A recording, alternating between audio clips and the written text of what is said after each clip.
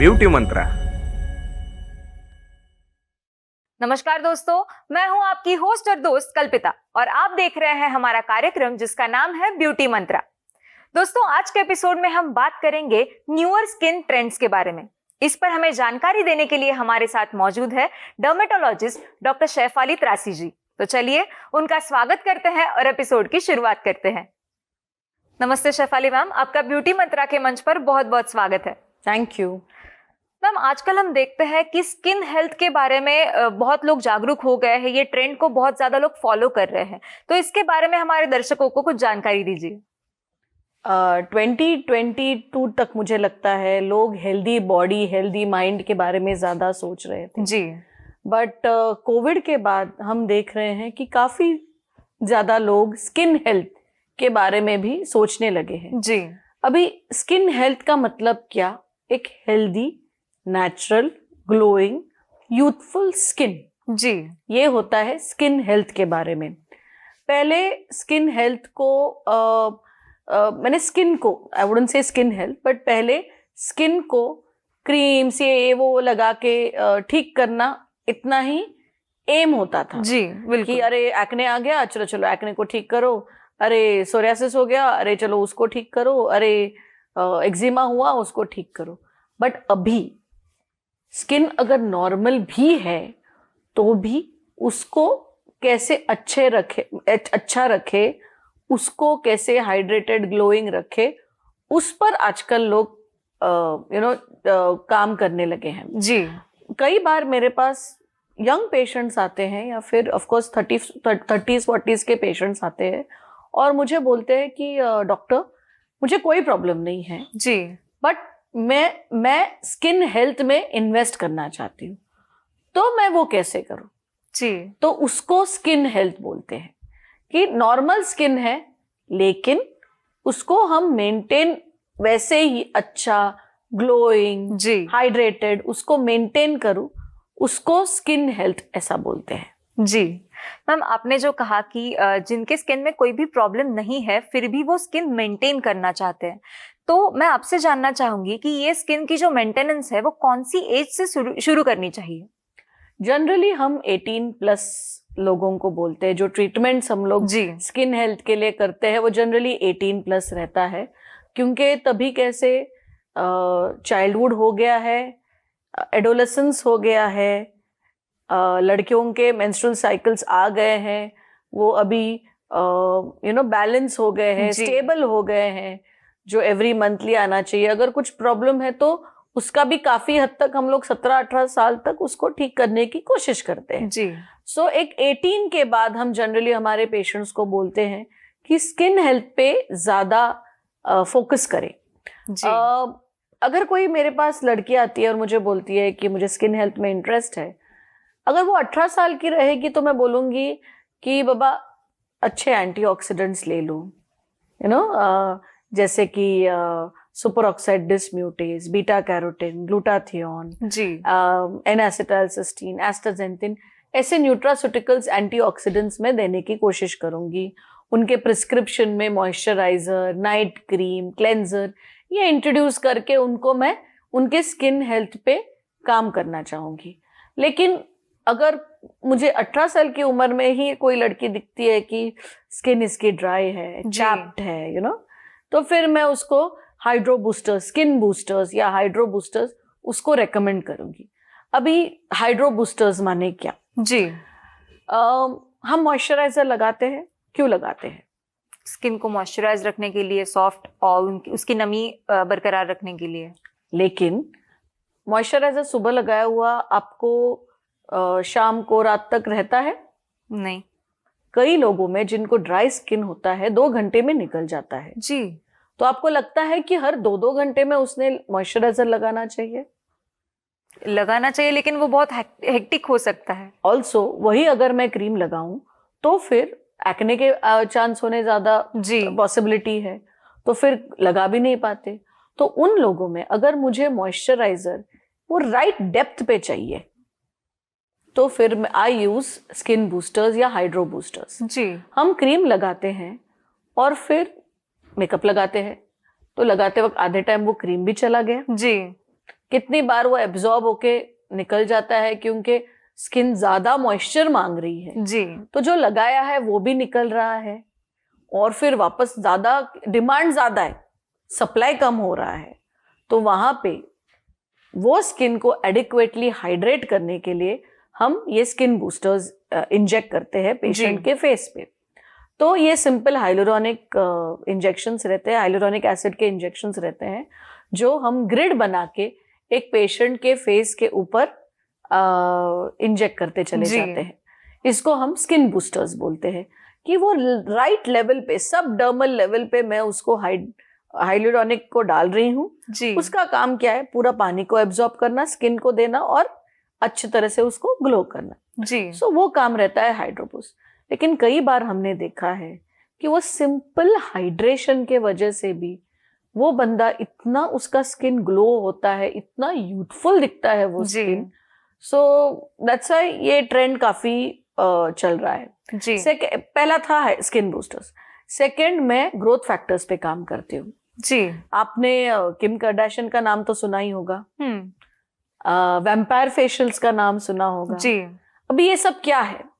मैं वो पेशेंट का ब्लड निकालती हूँ, ब्लड कलेक्ट, नॉर्मल अपना ब्लड कलेक्ट करती हूँ, फिर उसको प्रोसेस करके, उसको सेंट्रीफ्यूज करके मैं उसमें से ग्रोथ फैक्टर्स निकालती हूँ और वो ग्रोथ फैक्टर्स को आपके स्किन में वापस डाल देती हूँ। वो डालने के वजह से कई बार हमने देखा है कि जो डल स्किन है, जो एकदम लैक्स रिंकल वाली स्किन है, उसको एक ग्लो आ जाता है, उसको हाइड्रेट हो जाता है। तो उस वजह से आप एक सेब को ले लो और उसको है ना ऐसे रख दो बिना पानी के, कुछ वो कैसे स्किन ऐसे सिकुड़ जाती है, बिल्कुल। बट वही सेब मैंने निकाल के पानी में डाल दिया तो उसका स्किन कैसे शाइनी हो जाता है। वही साइंस है यहाँ पे। तो मैं उसको मॉइस्चर दे रही हूँ, मैं उसको ग्रोथ फैक्टर्स दे रही हूँ, जो उसको चाहिए वो मैं उसको मैंने जो सत्व बोलते हैं, विटामिन, वो उसको दे रही हूँ, वो ग्रोथ फैक्टर्स रहता है। तो उस हिसाब से ये वैम्पायर फेशियल्स या ग्रोथ फैक्टर ट्रीटमेंट, ये सब हम नॉर्मल लोगों के लिए भी करते हैं, जिससे जो उनकी स्किन है वो अच्छी बनी रहे और आगे जाके भी उनको काफी ज्यादा करना ना पड़े। आपका अगला सवाल भी मैं पहले ही आंसर दे देती हूँ। अभी आपके मन में अगला सवाल भी आया होगा कि अरे 18 साल की उम्र में ये कोई उम्र रहती है करने की? तो मैं बोलूंगी जरूरत है तो करो, जरूरत नहीं है तो मत करो, लेकिन अच्छा स्किन केयर यूज करो। ओके। लेकिन आगे जाके आप 25 के हो जाते हो, 30 के हो जाते हो, 30 में तो काफी सारे औरतों की शादियां हो जाती है, प्रेगनेंसीज हो जाती है, काफी सारे हार्मोनल चेंजेस आ जाते हैं और वो हार्मोनल चेंजेस के वजह से स्किन में भी एजिंग साइंस आ जाते हैं। तो फिर वो एजिंग साइंस को डिले करने के लिए, वो एजिंग साइंस को अवॉइड करने के लिए हम ये चीजें कर सकते हैं, जैसे कि स्किन बूस्टर, हाइड्रा बूस्टर। लेकिन अगर मैं साइंस को देखने जाऊं तो 18 साल की उम्र में भी ये बुरा नहीं है, 30 साल की उम्र में भी बुरा नहीं है और 50 साल की उम्र में तो बिल्कुल भी बुरा नहीं है। मैम, आपने जो हाइड्रो बूस्टर्स की बात की, तो आजकल जो ये ट्रेंड चल रहा है स्किन हाइड्रेशन का, क्या ये सेम है? यस स्किन हाइड्रेशन और हाइड्रो बूस्टर एक ही है, स्किन बूस्टर भी वही है। इसका मतलब क्या? वो लेवल पे जाके वो स्किन को हाइड्रेट करो। अभी एक एग्जांपल दे देती हूँ। मेरी एक पेशेंट है, उसको चीलाइटिस है, लिप्स उसके बहुत ड्राई होते हैं एंड जैसे ही सर्दी का मौसम आता है वो डर जाती है, बिकॉज इतने उसके लिप्स चैप हो जाते हैं, उसमें से खून निकलता है, बेचारी बहुत परेशान हो जाती है। जब ये स्किन बूस्टर पहली बार मार्केट में आया तो हमने ऐसे ही सोचा कि इसका काम है हाइड्रेट करना, इसके लिप्स को चाहिए हाइड्रेशन, तो क्यों ना वही लिप्स पे डाल दे। तो जब हमने डाला तो उसका इतना लिप्स अच्छे बने, जो उसके कट्स आते थे लिप्स पे, वो विंटर में, वो सर्दी के मौसम में हुए ही नहीं। वो लिप बाम 3 दिन में खत्म करने वाली लड़की, उसको लिप बाम की जरूरत नहीं पड़ी और उसका जो नॉर्मल लिप कलर था, पिंक कलर का लिप्स, उसको वापस मिल गए। सो वही चीज मैंने साइंस को यूज किया। अभी वही चीज हमने हैंड्स एजिंग के लिए भी यूज किया, नेक एजिंग के लिए यूज किया जी। ओके। जैसे उम्र हो जाती है, अगर आपने कोई अपने यस्टरईयर के एक्टर्स को देखा तो चेहरा तो बहुत बढ़िया रहता है, बट जैसे ही हाथ मुंह पे आ गया तो एज की असलियत दिखने पता लगता चल है। जाती है ओके। सो वो पहले होता था, लेकिन हमारे एक्टर्स भी बहुत स्मार्ट है, उनको समझ में आ गया जी कि ये अभी कैमरा में दिख रहा है कि यहाँ से मैं हूँ 30 की, यहाँ से मैं हूँ 50 की। जी। तो फिर अभी वो हैंड हेल्थ का भी ट्रेंड शुरू हो गया, जहाँ पे वही सारी चीजें हम लोग हैंड रिजुविनेशन के लिए भी इस्तेमाल कर रहे हैं। जी जहाँ पे हम लोग जो हाइड्रो बूस्टर्स है, जो स्किन बूस्टर्स है, वो हम हाथ में डाल देते हैं ताकि उसका जो हेल्थ है, जी उसका जो स्किन टेक्सचर है, उसका जो रिंकलिंग उसको अवॉइड करे, और जो बेबी स्किन है वैसे हाथ को भी दे। जी उम्र के हिसाब से नेक भी लाइंस बिल्कुल। आते हैं, तो वहां पे भी हम हाइड्रेट करते हैं। सो इस हिसाब से काफी सारे एरियाज को हम लोग टारगेट करने लगे हैं, सिर्फ एक साइंस के ऊपर कि इससे स्किन हाइड्रेट होने वाली है। जी ना मैं उसको वॉल्यूम देने वाली हूँ डर्मर फिलर की तरह, ना मैं उसको कुछ लिफ्ट देने वाली हूँ, कुछ नहीं, मैं सिर्फ स्किन को हाइड्रेट कर रही हूँ। जी मैम, आपने ये जो ट्रेंड्स बताया उसमें और एक ट्रेंड है जो आजकल सोशल मीडिया पे बहुत ही वायरल दिखाई देता है, वो है कोरियन स्किन ट्रेंड। और उसके लिए बहुत सारे लोग बहुत सारे नुस्खे बताते हैं। तो सच में अगर किसी को कोरियन स्किन चाहिए तो उसे क्या करना चाहिए? वेल, सच्ची बोलूँ ना तो Indian skin trend is much more better than Korean skin trend, because जी हमारी स्किन एक तरह से बनी है, उनकी स्किन एक तरह से बनी है। बिल्कुल।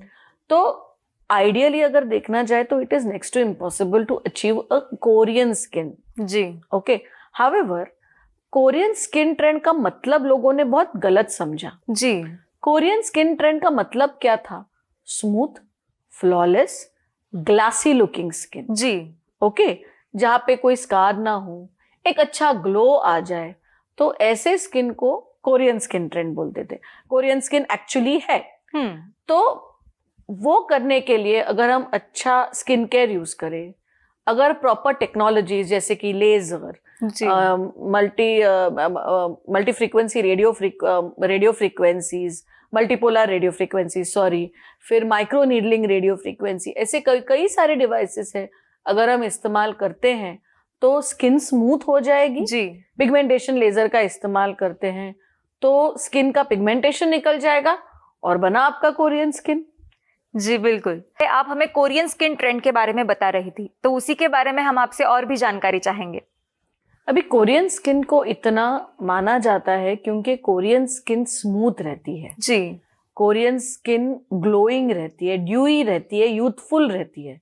माने आप एक 50 ईयर ओल्ड कोरियन को भी 20 ईयर ओल्ड या 30 ईयर ओल्ड को भी ऐसे कंफ्यूज कर सकते जी हो। माँ बेटी में कंफ्यूजन हो जाता है बिकॉज उनकी स्किन की क्वालिटी उतनी अच्छी रहती है। जी और एक्चुअली एक तो वो ऐसे बने हैं तो उनके जेनेटिक्स में भी वैसा है, सेकेंडली उनका खान पान रहन सहन वैसे हो जाता है। जी अभी कोरियंस का खाना होता है राइस, किमची, सीवीड, उनमें फिश और वो सब बहुत खाया जाता है। जी तो उसमें क्या होता है, एंटीऑक्सीडेंट्स, ओमेगा, सो वो सब, वो उस वजह से उनका ओवरऑल एक स्किन बहुत ही यूथफुल और ब्यूटीफुल रहता है। जी तो वैसे अगर हम भी ये सब चीजें पाना चाहे तो एक तो पहले तो डाइट को अच्छा करिए, बिल्कुल।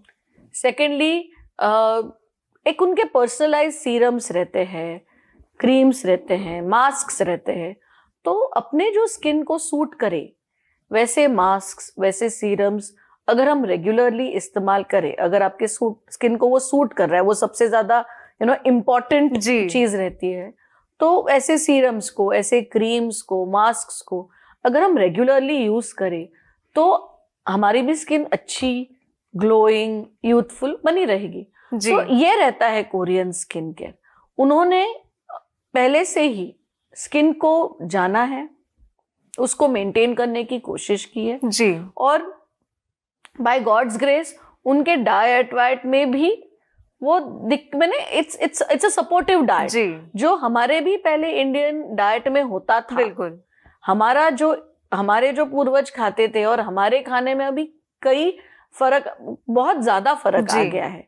हम लोग उनका डाइट छोड़ के हम लोग वेस्ट को थोड़ा ज्यादा कॉपी करने लगे हैं जी। और उस वजह से हमारी भी स्किन उन जैसे ही होने लगी है।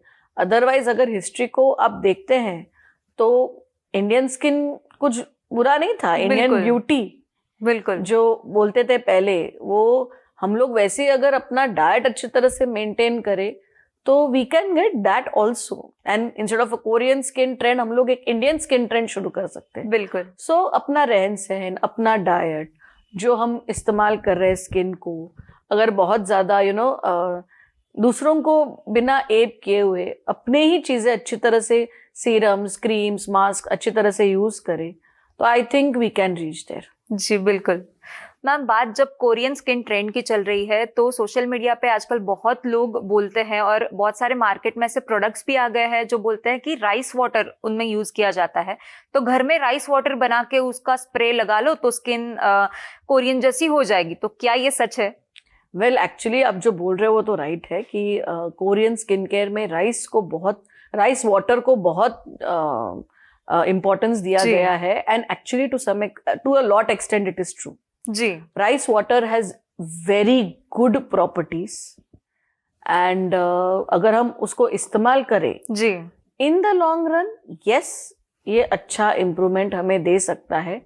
बट ये कहना कि राइस वाटर से ही आप ठीक होने वाले हो वो थोड़ा ज्यादा हो गया। जी so you can use it spray के फॉर्म में, मास्क के फॉर्म में, क्रीम के फॉर्म में यूज करके देखिए। राइस वाटर में अच्छा हाइड्रेशन हो जाता है, जी उसमें डीपिगमेंटिंग फैक्टर्स आ जाते हैं और उस वजह से आपकी स्किन तो अच्छी बनी रहेगी। जी।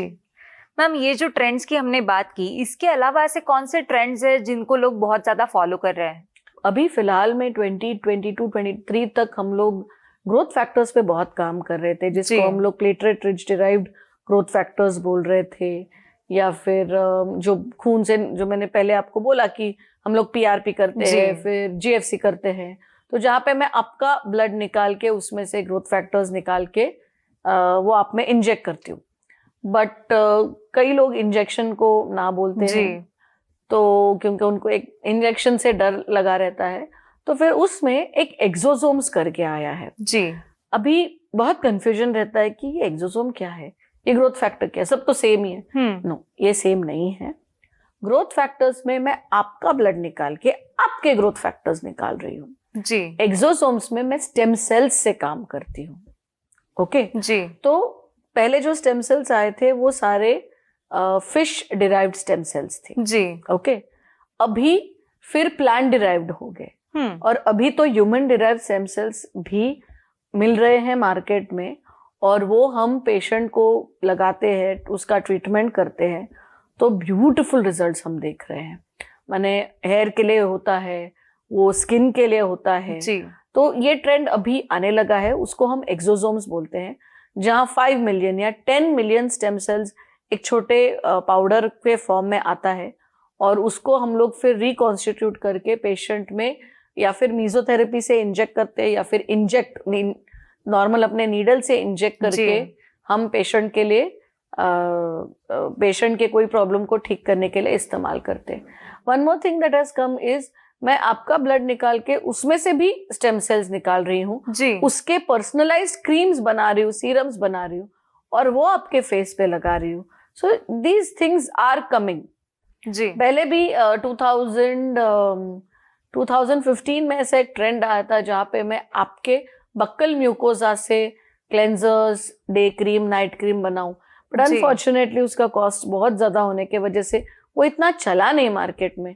बट ऐसे ही अभी सीरम्स आपके स्टेम सेल से, आपके ब्लड से लोग ले रहे हैं, और उसका बहुत अच्छा रिजल्ट आ रहा है। जी मैम, वेट लॉस या फिर स्किन वाइटनिंग जैसी ट्रीटमेंट्स के लिए आजकल आईवी लॉन्जेस चालू हो गए हैं, तो क्या ये सही है? आईवी लाउंज ये एक हाइप हो गया है जी, और गए 3-4 साल में मैं देख रही हूँ काफी सारे सेंटर्स आने लगे हैं मार्केट में, जहाँ पे आप जाओ, आईवी लगा दो और आपको अच्छा लगता है। टू सम एक्सटेंट अच्छा तो लगता है जी, और आईवी लाउंज ये नाम बहुत फैंसी दिया है तो लोगों को जाने का मन भी करता है, लेकिन it's I would say it's 50-50 जी। मीन्स एकदम बुरा भी नहीं है और बहुत अच्छा भी नहीं है। तो शुरू करते हैं व्हाइटनिंग से, जो सबसे ज़्यादा ट्रेंडिंग हो गया था। ग्लूटाथियोन जो हम लोग ओरली लेते हैं, एक जी। सेलिब्रिटी के बाद ये बहुत ज़्यादा फेमस हुआ। जी। ग्लूटाथियोन इज एन एंटीऑक्सीडेंट, लेकिन लोग उसको गोरा करने के इंजेक्शन से नाम से जानते जी। हैं। ओके, तो हमारे सेलिब्रिटीज ने थोड़े लिए थे और उस वजह से वो फेमस होने लगा था। लेकिन glutathione is nothing but an antioxidant, जी। जो मैं वैसे ही स्किन न्यूट्रास्यूटिकल्स में यूज करती हूँ। लेकिन बहुत बार क्या होता है, जो हम लोग दवाई लेते हैं वो काफी सारी दवाई लिवर में डिस्ट्रॉय हो जाती है, जी। बच जाता है आधा या पौना।